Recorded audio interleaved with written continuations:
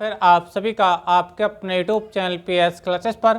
तो दोस्तों आज के इस वीडियो लेक्चर में हम बात करेंगे जिन छात्रों ने 12th क्लास बायोलॉजी के प्रैक्टिकल के संबंध में नर जनन तंत्र टॉपिक तैयार किया है और इसका डायग्राम अपने चार्ट पेपर पर बनाया है। तो स्टूडेंट आज हम बताएंगे कि इन छात्रों से एग्जामिनर द्वारा वाइवा में इस टॉपिक से कौन कौन से सवाल पूछे जा सकते हैं और उन सवालों का उनको क्या जवाब देना होगा ताकि उनका प्रैक्टिकल अच्छे से अच्छा हो सके। इसलिए बच्चों वीडियो लेक्चर को पूरा देखें, ध्यान से समझें बच्चों। आप लोग को बहुत ज़्यादा नॉलेज बच्चों आज के इस वीडियो लेक्चर में मिलेंगे और बच्चों आपको 100% गारंटी दे जाता हूँ, अगर आपने एक बार वीडियो लेक्चर को पूरा देख लिया, ठीक है, इसको समझ लिया, तो बच्चों वाइवा में एक भी क्वेश्चन आपके सामने ऐसा नहीं आएगा जिसका जवाब आप ना दे पाओ। यानी आपका जो वाइवा है 100% बच्चों सबसे अच्छा होगा। तो चलिए स्टार्ट करते हैं। तो बच्चों देखिए पहले इसके मैं थोड़ा डायग्राम के बारे में जानकारी दे देता हूँ और इससे जो रिलेटिव क्वेश्चन है, ठीक है, जो उनसे आपसे पूछे जाएंगे उनके भी आंसर मैं आपको हाथ हाथ बताता हुआ चलूंगा।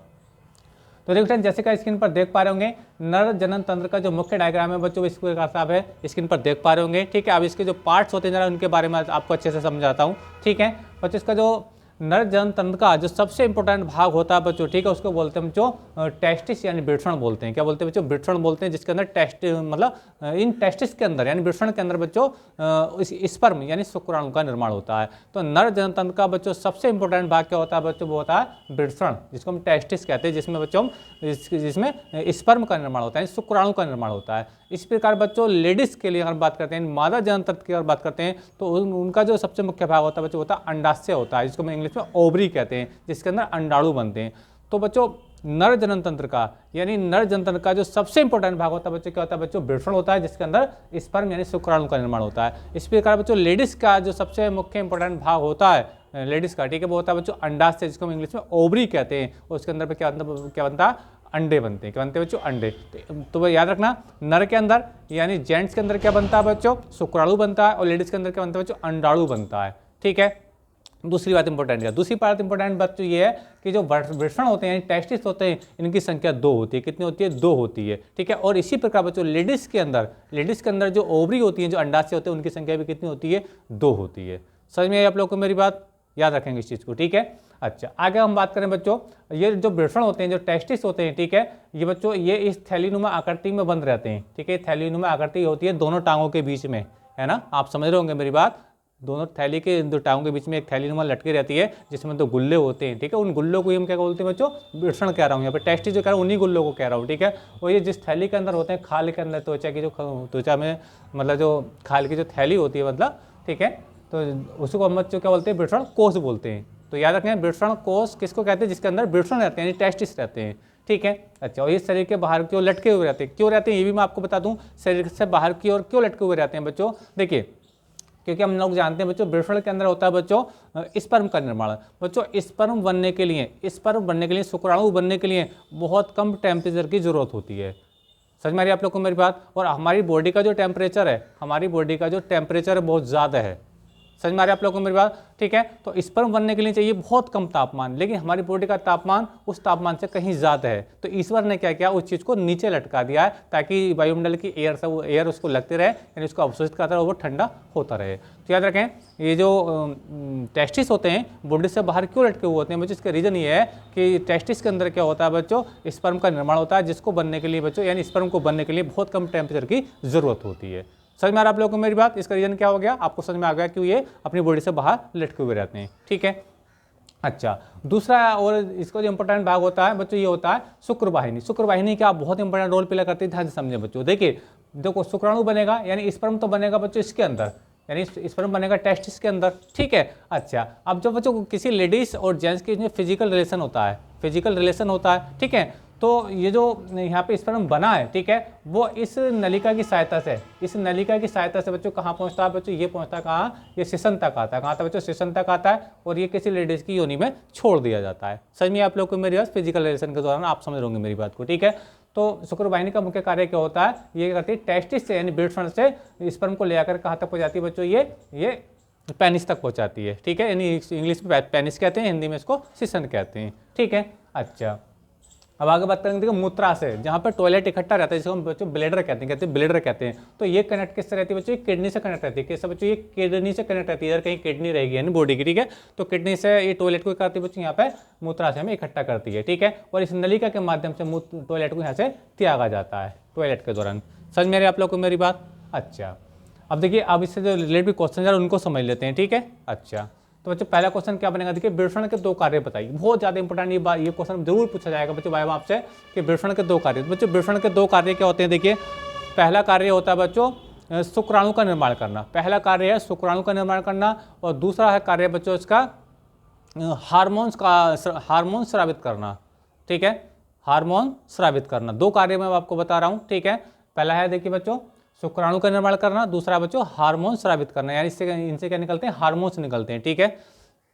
समझ में आ रहा है आप लोग को मेरी बात? और हार्मोन्स का जो नाम है एंड्रोजन, क्या बच्चों, एंड्रोजन, और स्टीरोन भी है, तो दो ही हार्मोन्स निकलते हैं, ठीक है। तो दो कार्य मैंने आपको बताया, पहला है शुक्राणु का निर्माण करना, दूसरा है हार्मोन स्रावित करना। अच्छा, अब अगला अगर आपसे पूछे जाए बच्चों कि प्रजनन यानी रिप्रोडक्शन क्यों होता है, मतलब प्रजनन क्या है।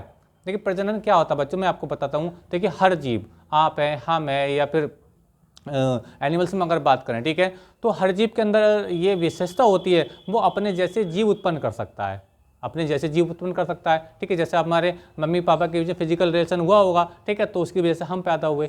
समझ में आ रहा है आप लोगों को मेरी बात? तो बच्चों प्रजनन की जो परिभाषा है बच्चों ये है माता पिता द्वारा, ठीक है, जाइगोट का निर्माण जो होता है, माता पिता के द्वारा जाइगोट का जो निर्माण होता है बच्चों, वो क्या कहलाता है, प्रजनन कहलाता है। क्या कहलाता है बच्चों? प्रजनन यानी रिप्रोडक्शन कहलाता है। समझ में आ रहा है आप लोगों को मेरी बात? अब रिप्रोडक्शन होता है क्यों, यानी प्रजनन होता है क्यों, उसको समझ लीजिए। देखिए हर जीव ये चाहता है अपने वंश को आगे बढ़ाना, अपनी पीढ़ी को आगे बढ़ाना, ठीक है। समझ में आ रहा है आप लोगों को मेरी बात? तो हमारी मम्मी पापा ने हमको पैदा किया, आप हैं, आप भी शादी होगी है ना, आप भी फिजिकल रिलेशन बनाएंगे अपनी वाइफ के साथ, आप अपने जैसी संतान पैदा करेंगे। समझ में आ रहा है? तो ये सब क्या हो रहा है, ये प्रजनन ही तो हो रहा है।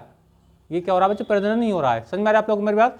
तो डेफिनेशन क्या बच्चों, माता पिता द्वारा मिलकर के जाइगोट का जो निर्माण होता है या भ्रूण का जो निर्माण होता है, उसी को हम बच्चों को बोलते हैं प्रजनन बोलते हैं, रिप्रोडक्शन बोलते हैं, ठीक है। अगला कार्य क्या, देखिए वृषण कोष क्या होता है बच्चों। वृषण कोष मैंने आपको बताया, ये जो वृषण होते हैं, जो टेस्टिस होते हैं, ठीक है, ये एक त्वचा की थैली में रखे हुए रहते हैं। त्वचा की जो थैली होती है उसी में रखे हुए होते हैं, उसी के अंदर होते हैं, उसी थैली को बच्चों क्या बोलते हैं बच्चों, वृषण कोष बोलते हैं, ठीक है। समझ में आ रहा आप लोग को मेरी बात? अच्छा, तो वृषण कोष आपको समझ में आ गया होगा, यानी जिसके अंदर जो वृषण होते हैं, टेस्टिस होते हैं, उसके अंदर जो रखे हुए होते हैं, उसी थैली को क्या होते हैं, वृषण कोष बोलते हैं, जो बॉडी से बाहर की ओर को लटकी रहती है, ठीक है। अच्छा, शुक्रवाहिनी क्या होती है, शुक्रवाहिनी के बारे में मैंने आपको जानकारी दी थी बच्चों। ये क्या करती है, ये स्पर्म को, ठीक है, स्पर्म को वृषण से कहाँ तक लेकर के जाती है, वो शिशन तक लेकर के आती है। समझ में आ रहा है आप लोग को? ये पूछी जाए तो आप लोग को इसका आसानी से जवाब दे सकते हैं। शुक्रवाहिनी का कार्य क्या बता रहा हूँ, ये शुक्राणुओं को यानी स्पर्म को कहाँ से, वृषण से कहाँ तक लेकर आती है बच्चों, आपका शिशन तक लेकर आती है, पेनिस तक लेकर के आती है, ठीक है। समझ में आ रहा आप लोग को मेरी बात? और डायग्राम में ये आप देख पा रहे हो, ये है शुक्रवाहिनी, यहाँ से जाएगा स्पर्म, ठीक है। अच्छा, आगे हम बात करेंगे बच्चों जाइगोट का निर्माण कैसे होता है। जाइगोट का निर्माण कैसे होता है, देखिए मैंने आपको बताया, देखिए पुरुष से क्या मिलना, पुरुष के सीमन में क्या होता है बच्चों, शुक्राणु होता है। क्या होता है बच्चों, शुक्राणु, ठीक है। और फीमेल के अंदर से क्या मिलता है बच्चों, हमको अंडाणु मिलता है। क्या बच्चों, अंडाणु, ठीक है। तो देखिए फीमेल का अंडाणु, ठीक है, और बच्चों मेल का शुक्राणु जब ये आपस में मिलते हैं, यानी फीमेल का यानी लेडीज का होगा बच्चों क्या, अंडाणु, और जो मेल का यानी जेंट्स का क्या होगा, शुक्राणु होगा। मान लीजिए शुक्राणु, ठीक है। जब ये आपस में मिलेंगे, ठीक है, तो क्या बनता है बच्चों, जाइगोट बनता है। क्या बनता है बच्चों, भ्रूण बनता है, ठीक है। तो जाइगोट का निर्माण कैसे होता है, तो मेल के सीमन से मिलता है शुक्राणु यानी स्पर्म, और लेडीज के से क्या मिलता है हमें, अंडाणु यानी ओव्यूम मिलता है। तो उनके आपस में मिलने से, शुक्राणु और अंडाणु के मिलने से क्या बनता है बच्चों, जाइगोट बनता है यानी भ्रूण बनता है, ठीक है। तो याद आपको समझ में आ गई होगी। अच्छा, मुझे बात करते हैं निषेचन यानी फर्टिलाइजेशन क्या होता है। तो फर्टिलाइजेशन तो मैंने अभी आपको बताया, ठीक है। फर्टिलाइजेशन क्या होता है, मतलब माता पिता के द्वारा संतान को उत्पन्न करना, क्या कहलाता है, फर्टिलाइजेशन कहलाता है। जो अभी प्रजनन के बारे में आपको बता रहा था, ये वही चीज़ होती है, ठीक है। और जो निषेचन होता है बच्चों का होता है, ये फैलोपियन ट्यूब में होता है, यानी अंडवाहिनी में होता है ये, ठीक है। समझ में आ रही है आप लोग को मेरी बात? तो निषेचन आप समझ रहे होंगे, माता पिता के द्वारा अपने जैसी संतान पैदा करना, ठीक है। ये सब क्या होता है, ये निषेचन ही होता है, ये फर्टिलाइजेशन ही होता है, ठीक है। निषेचन की क्रिया कहाँ होती है, निषेचन की क्रिया बच्चे होती है फैलोपियन ट्यूब में। क्या होती है बच्चों, फैलोपियन ट्यूब में, फैलोपियन ट्यूब इसको बोलते हैं बच्चों, ठीक है। फैलोपियन ट्यूब में होती है बच्चों निषेचन की क्रिया। अच्छा, मादा में अंडाशय की संख्या कितनी होती है, मादा में बच्चों ओवरी, और अंडाशय को इंग्लिश में ओवरी बुलाता है। ओवरी की संख्या कितनी होती है? 2। मैंने आपको स्टार्टिंग बताया था जिस प्रकार पुरुषों में वृषण कितने होते हैं बच्चों? 2 होते हैं, ठीक है। इसी प्रकार बच्चों लेडीज के अंदर जो ओवरी होती है कितनी होती है? 2 होती है, ठीक है। और मनुष्य का यानी माफ कीजिएगा नर का जो मुख्य भाग होती है, नर जनतंत्र का जो मुख्य भाग होता है वृषण होता है, जिनकी संख्या 2 होती है। इस प्रकार लेडीज का जो मुख्य जनतंत्र होता है वो क्या होता है बच्चों? ओवरियन अंडाशय होता है। अंडाशय में क्या बनता है? अंडा बनता है, ठीक है। अच्छा आगे देखिए, आगे देखिए मूत्राशय किससे कनेक्ट रहता है? तो मूत्राशय यानी ये जो आप देख पा रहे हैं ब्लेडर, ये किससे कनेक्ट रहता है बच्चों? बाहर अपनी बॉडी के किससे? किडनी से कनेक्ट रहता है। किससे रहता है? किडनी से टॉयलेट को यहाँ पे इकट्ठा करता है और यहाँ से इसको बाहर निकाल देता है टॉयलेट आने पर। समझ में आप लोग को मेरी बात? तो ये सारी बातें थी बच्चों, आप लोग को उम्मीद करता हूँ समझ में आई होंगी, ठीक है। अच्छा, तो आज के इस वीडियो लेक्चर में बच्चों हमने जाना कि हम इस टॉपिक का वाइवा कैसे दे सकते हैं, और उम्मीद करता हूँ सारे क्वेश्चन आंसर आपको समझ में आए होंगे। वीडियो लेक्चर अच्छा लगा तो वीडियो को लाइक कीजिए, चैनल पर नए तो चैनल को सब्सक्राइब कर लीजिए। मिलेंगे नेक्स्ट टॉपिक के साथ किसी नेक्स्ट वीडियो में, तब तक के लिए धन्यवाद, बेस्ट ऑफ लक।